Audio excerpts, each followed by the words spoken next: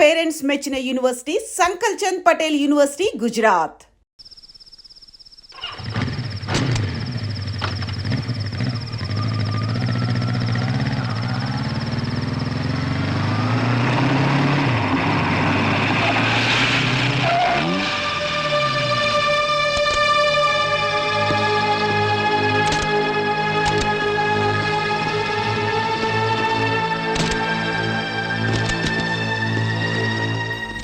ఏరా, మా అబ్బాయి కేసు విత్డ్రా చేసుకోమని చెప్తే చేయనని చెప్పావు కదూ. ఇప్పుడు నిన్నే క్లోజ్ చేస్తాను రా. రాయ్, పట్టుకోండి రా వాడిని.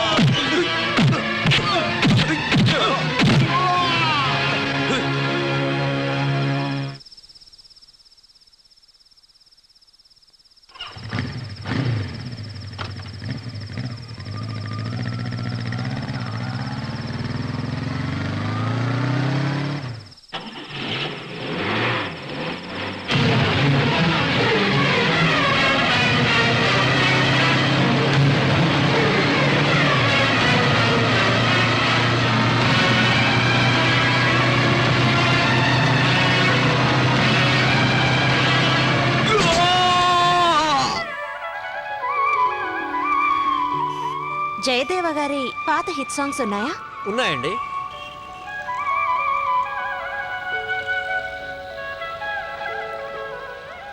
ఒకటే ఒకటి ఉంది మేడం. ఇవ్వండి.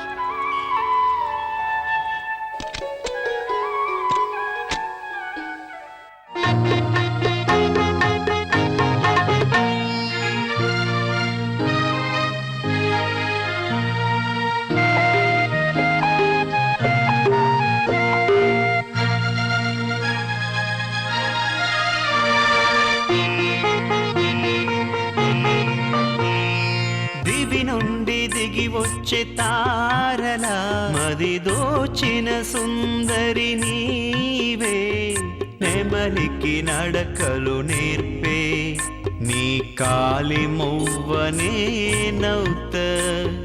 దివి నుండి దిగి వచ్చే తారల మది దోచిన సుందరి నీవే, నెమలికి నడకలు నేర్పే నీ కాలి మువ్వనే నౌత.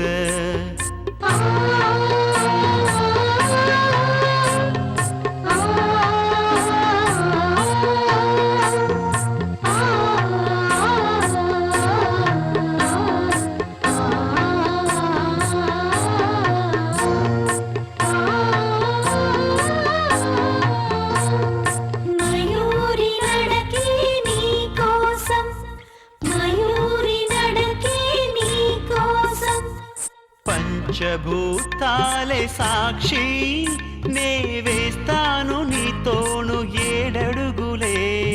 పంచభూతాలే సాక్షి, నే వేస్తాను నీతోను ఏడడుగులే. నుదుట కుంకుమే దీప్తి, నీ మోముకు అందం పెంచి. నుదుట కుంకుమే దీప్తి, వచ్చి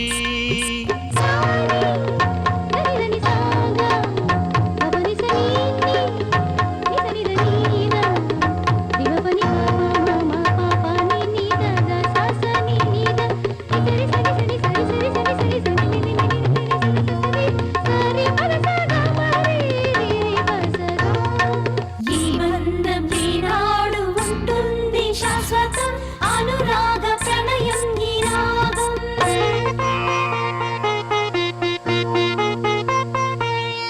దివి నుండి దిగి వచ్చే తారల మది దోచిన సుందరి నీవే నెమలికి నడకలు నేర్పే నీ కాలి మువ్వనే నౌత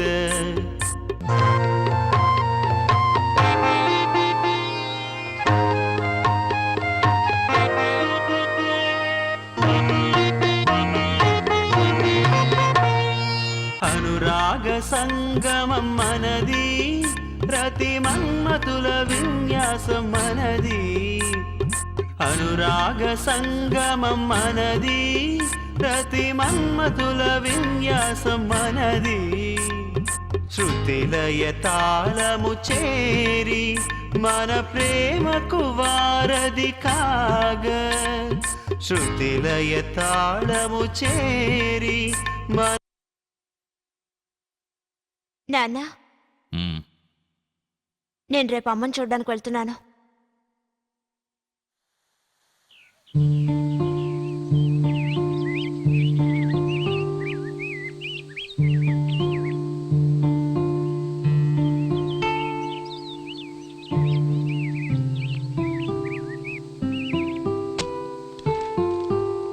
ఏమండి, ఈ ఇంట్లో ఉన్న సుధామ్మ గారు ఎక్కడికి వెళ్ళారు? ఆయనకు ఒంట్లో బాగాలేదమ్మా, ఆసుపత్రికి తీసుకెళ్లారు. ఏ హాస్పిటల్కి? నాకు తెలియదమ్మా. తెలియలేదని మనం ఎలా ఊరుకుంటాం నాన్న? మరి మనం ఇంకేం చేయగలమమ్మా? అతను ఏ ఊళ్ళో ఏ హాస్పిటల్లో ఉన్నాడో మనం ఎలా కనిపెట్టగలం? నేను కూడా సాధ్యమైనంత వరకు అతనికి తెలిసిన వాళ్ళందరినీ అడిగి చూశాను. ఎంత గొప్ప సింగర్ ఆయన ఎక్కడున్నారో ఏం చేస్తున్నారో ఎవరికి తెలియదంటున్నారో. అదేనమ్మా నాకు అర్థం కావడం లేదు. నాన్న, రాజీవ్కి పెళ్లి నిశ్చయమైందట. నేను ఆయన పెళ్లికి వెళ్ళాలి. ఓ ప్రెజెంటేషన్ కొనాలి నాన్న. ప్రజెంటేషనా? నీకేం కొనాలనిపిస్తే అది కొను. ఇలా చూడమ్మా, మీరు అడిగిన డబ్బు దీనికి రాదమ్మా. అయ్యో, అలా అనకండి. ప్రాణాలతో పోరాడుతున్నారు. ఈ డబ్బుతోనే ఆయన ప్రాణాలు కాపాడాలి. ఆ విషయాలన్నీ మాకు అనవసరం అమ్మా, దీనికి అంత డబ్బు రాదు. కొంచెం దయ చూపించండి. అమ్మా,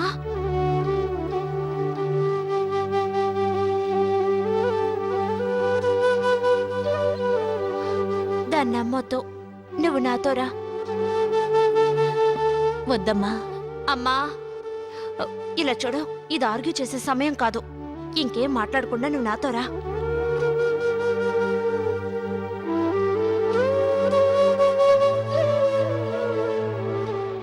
నేను నిన్ను వెతుక్కుంటూ ఇంటికి వెళ్ళానమ్మా. ఇంటికి వెళ్ళావా? ఇంట్లో ఎవరూ లేరుగా? అవునమ్మా, జయదేవ్ అంకుల్ ట్రీట్మెంట్ గురించి మాట్లాడదామని వచ్చాను. కానీ అంతలో నువ్వు హాస్పిటల్కి వెళ్ళావని అక్కడున్న వాళ్ళు చెప్పారు. అలాగా?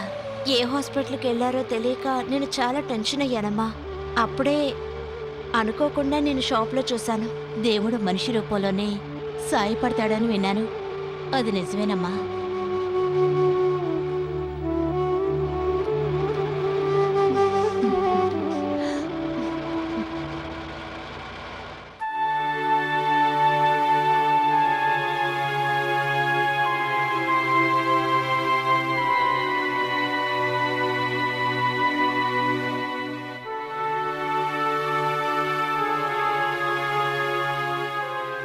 నిద్రపోతున్నారు.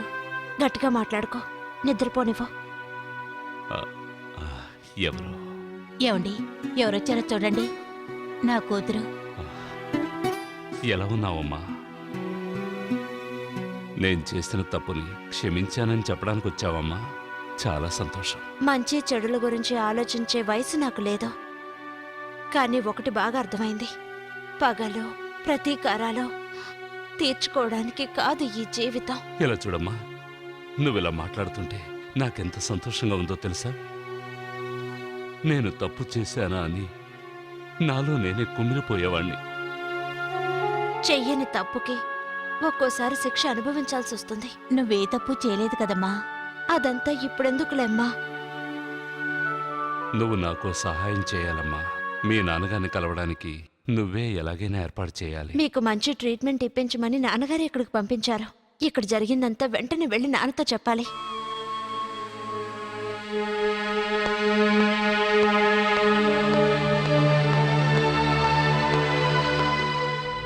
మీరు ఇక్కడ విధి చాలా బలీయమైందమ్మా.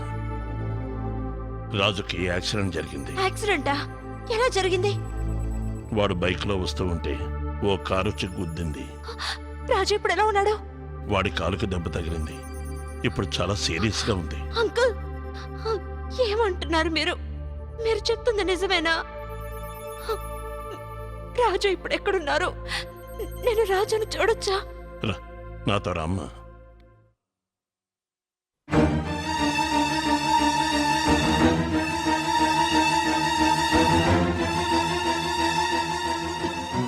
రాజు, రాజు, నువ్వేం దిగులు పడకు. నీకేం కాదు, త్వరగా నయమైపోతుంది. రాణి, నా జీవితం అయిపోయింది. అలా మాట్లాడుకు రాజు.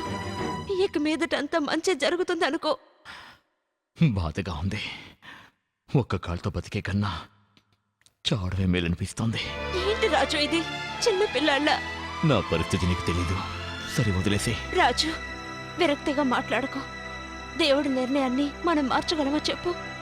అంకుల్, డాక్టర్ ఇప్పుడు రాజు పరిస్థితి ఎలా ఉందన్నారు? గాయాలు పూర్తిగా నయమయ్యే వరకు ఇక్కడే ఉండాలని డాక్టర్ గారు చెప్పారు.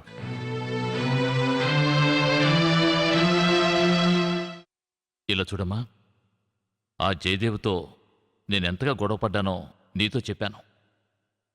అటువంటప్పుడు ఇటువంటి పరిస్థితిలో ఆయన మొహం ఎలా చూడాలో నాకు అర్థం కావడం లేదు. నా కోసం ఒక్కసారి జయదేవ్ గారిని కలిసి రండి నాన్న. హా, రండి, కూర్చోండి. ఇప్పుడు ఎలా ఉంది? ఏ మార్పు లేదు. ఇక నేను జీవించడానికి అవకాశం లేదనుకుంటాను. అలా మాట్లాడకండి. ఆపరేషన్ చేస్తే నయమవుతుందని డాక్టర్ గారు చెప్పారు కదా. సుధా, నువ్వు కాస్త బయటికి వెళ్ళు. నేను ఈయనతో కొంచెం మాట్లాడాలి. సరే, నేను బయటే వెయిట్ చేస్తాను. బాలచంద్ర, ఇక నేను బతుకుతాననే నమ్మకం నాకు లేదు. ఈ లోకం దృష్టిలో నేనొక దుర్మార్గుడిగా చనిపోవడం నాకిష్టం లేదు. నేను మీకు ద్రోహం చేశానేమోనని నా మనసు కృంగిపోతోంది. నో జయదేవ్, ఇప్పుడు నా మనసులో ఎటువంటి కోపం లేదు. కానీ మీకు తెలియని కొన్ని నిజాలు నాకు తెలుసు.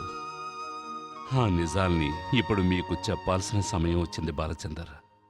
మీరు ఆ ఇంటికి అల్లుడవ్వకముందే నేను సుధతో సన్నిహితంగా ఉండేవాణ్ణి. సంగీతం అంటే తనకి చాలా ఇష్టం. కానీ అంతకంటే మీరంటే ఇష్టం. నేను పెళ్లి గురించి తనని ప్రపోజ్ చేసినప్పుడు తను ఏమందో తెలుసా? నేను పెళ్ళంటూ చేసుకుంటే ఆయన్ని చేసుకుంటాను, మిమ్మల్ని నేను ఒక మంచి స్నేహితుడిగా భావిస్తున్నాను అంది. ఆ తర్వాత ఏమైంది? ఆ తర్వాత శంకరనారాయణ గారు కాలం చేసిన రోజున మీరు చేసిన గొడవ గుర్తుందా?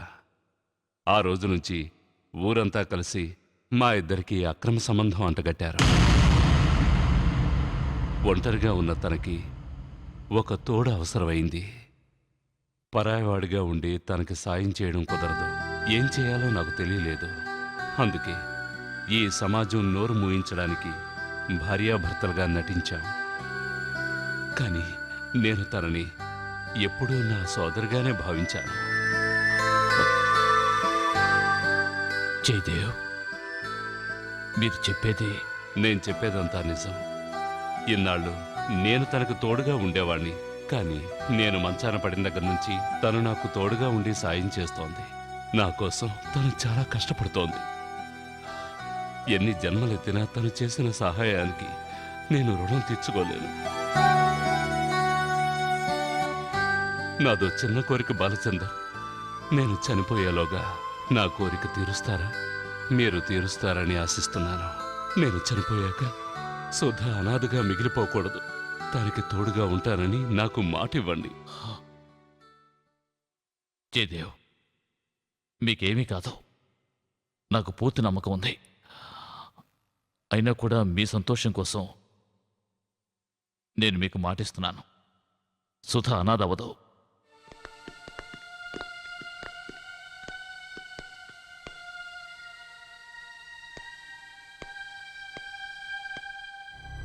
అంకుల్, ఏమైంది అంకుల్? ఏం లేదమ్మా.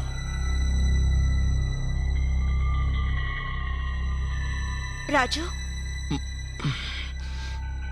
రాణి, రాజు, ఏమైంది నీకు? ఎందుకు అదోలా ఉన్నా? నిర్మల వాళ్ళు ఇక్కడికి వచ్చారు. పెళ్లి క్యాన్సిల్ చేశామని చెప్పారు. ఒంటి కాలితో ఉన్న నాకిచ్చి తన కూతుర్ని పెళ్లి చేయనని నిర్మోహమాటంగా చెప్పేశారు.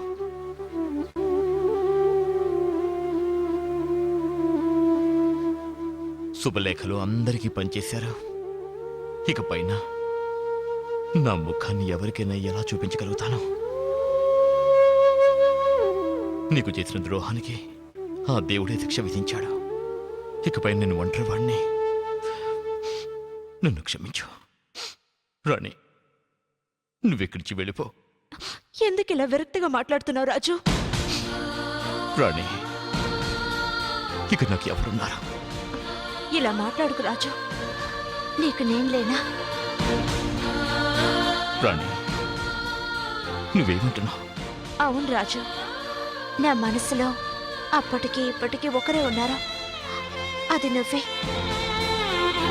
ఏంటి, నువ్వు నన్ను ప్రేమిస్తున్నావా? నువ్వు చెప్పేది నేను నమ్మొచ్చారని? తప్పకుండా రాజు. నిజంగానే చెప్తున్నావా? మనకి పెళ్లి జరుగుతుందంటావా? తప్పకుండా పెళ్లి చేసుకుంటాను. రాణి, నీ విశాల హృదయం ముందు నేనేమీ కాను. రాణి, నీకు నేను ఎంత ద్రోహం చేశాను. మీరు అంగీకరిస్తే మీకు నిశ్చయమైన అదే ముహూర్తానికి మన పెళ్లి జరుగుతుంది. రాణి,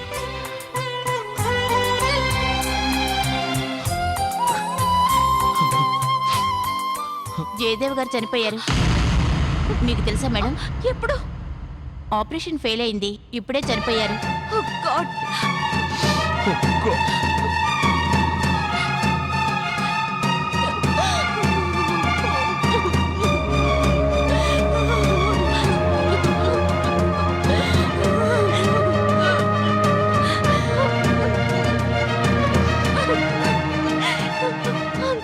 పదమ్మా.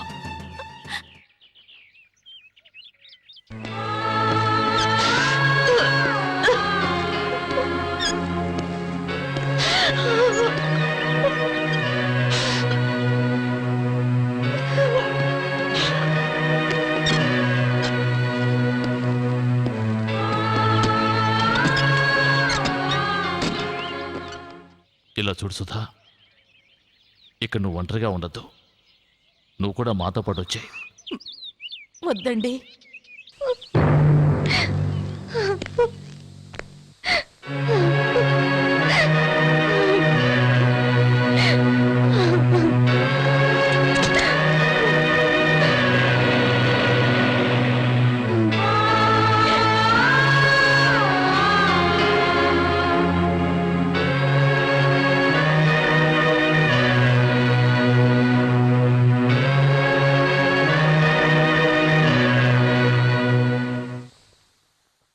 And for more videos, Please subscribe to iDream. Please subscribe to iDream. Please subscribe iDream. And please subscribe to iDream.